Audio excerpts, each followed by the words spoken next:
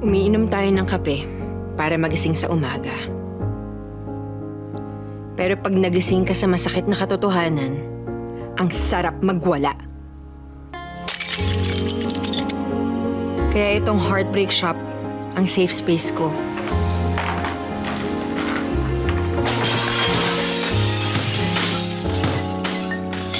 Pwede kang mag-iskandalo nang hindi ka makukulong.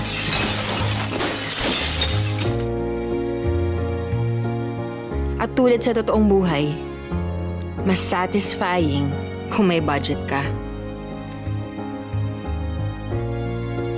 Best part itong hagulgulhol. Pwede mong ibuhos lahat ng luha mo nang walang judgment.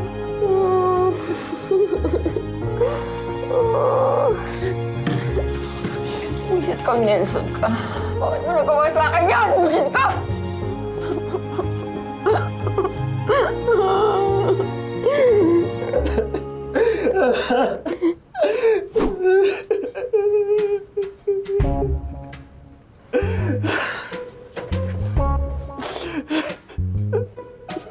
Oh, diba? Sorry.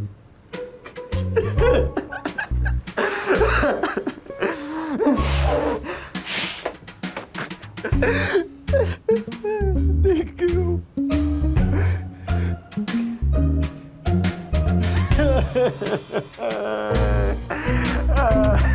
Alam mo ikaw, ilang buwan ka nang pabalik-balik sa shop na yun. Parang di ka naman nakaka-move on. Hindi naman kasi agad-agad yung pag-move on. Ganito na lang, mag-spend na lang tayo ng quality time. Pwede tayo manood ng rom-com. O kaya sige, kung ayaw mo yon, magmukbang na lang tayo ng mga favorite food mo. Alam mo, mas effective yun, feeling ko.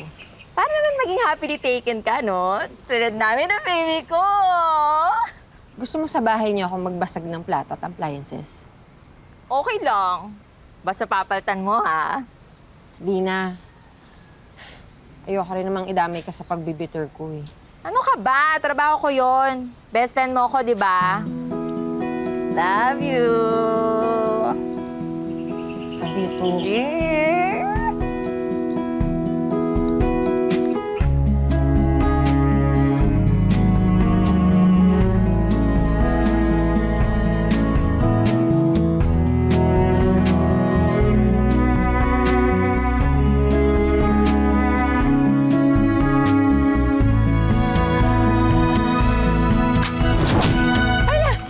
Sorry! Bakit ka kasi nakaharang dyan? Babalik ko lang sana to. Okay na, okay na. Ikaw na lang gumamit niyan. Sa'yo na yan. Sige, salamat. Pwede tabi ka muna. Excuse me. Ay, sige. Pwedeng pakiayos yung target ko. Yung ulo, yung damit. Okay. Please. Ayun, sa taas. Pakiayos yung dito. Oh, okay. Ayan. Hoy! Ah! Anong ginawa mo? Ma'am, Anong ginawa mo? Ano babasa na tuloy? sa'yo ba yan? Hindi sa akin to. Kay Nelson to. Alam mo, ikaw talaga, basag trip ka talaga eh. Huwag ka na nga magpapakita dito. Tingnan mo yung ginawa mo. Oh. Naku, medyo mahirap po yun, ma'am. Ano mahirap doon? Boss, pwede po ba kayo makausap? Sige, mamaya. Sa bar na lang. Okay, boss. Epoy. Owner. Tin. Customer.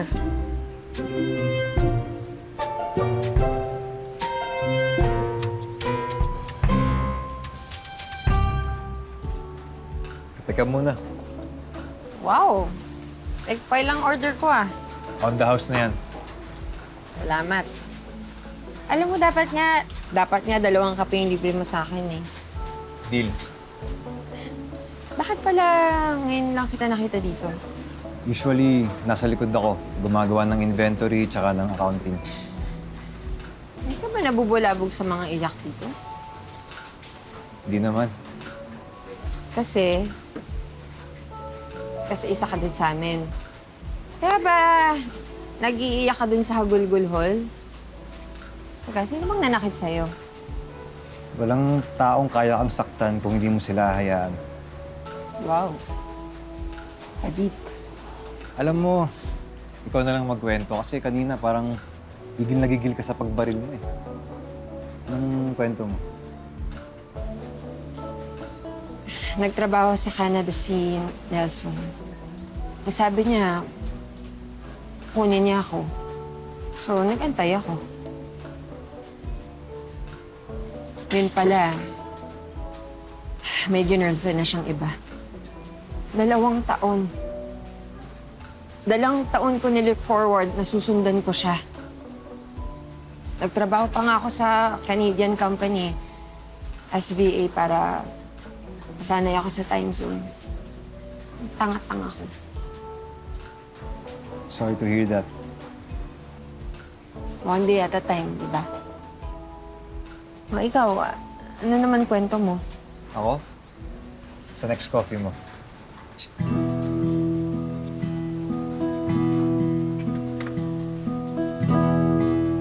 Magkikwento ka o tatamaan ka?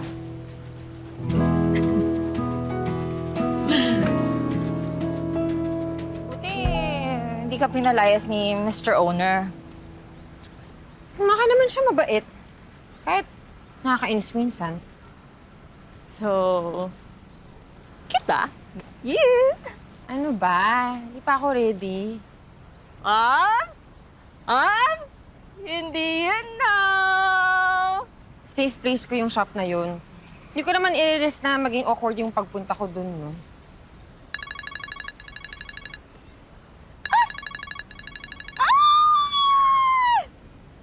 Arte nito. Hello? Hi, baby ko! Did you eat na?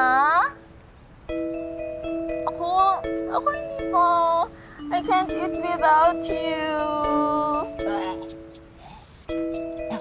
Miss na po kita, baby ko. I love you so, so much. Miss na kitang... Amin na ngayon. Hoy! Baby ko, ikaw ha, wag na wag mong sasaktan to sis, no? Kundi malilintikan ka talaga sa akin. At, sandali. Hello? Hello, baby ko. Sorry. Alam mo naman si Tien. May pagka-overprotective.